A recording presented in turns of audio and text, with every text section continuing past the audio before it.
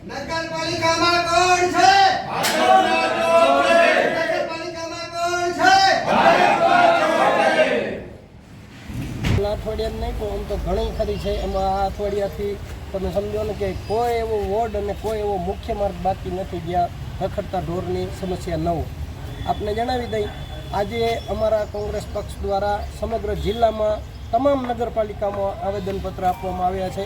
અમારા જિલ્લા કોંગ્રેસના આદેશથી અમે અહીં અંજાર શહેરની જેટલી પણ સમસ્યા છે નગરપાલિકાને લેખિત આવેદન અગાઉ પણ અમે લેખિત રજૂઆતો કરી છે. આજે સંયુક્તમાં લેખિત આવેદનપત્ર આપવામાં આવ્યું છે અને નગરપાલિકા દ્વારા અમને 10 દિવસની ટાઈમ લિમિટ આપવામાં આવી છે કે 10 દિવસમાં મેક્સિમમ 10 દિવસમાં રખડતા ઢોર પકડવાની કામગીરી ચાલુ થઈ જશે.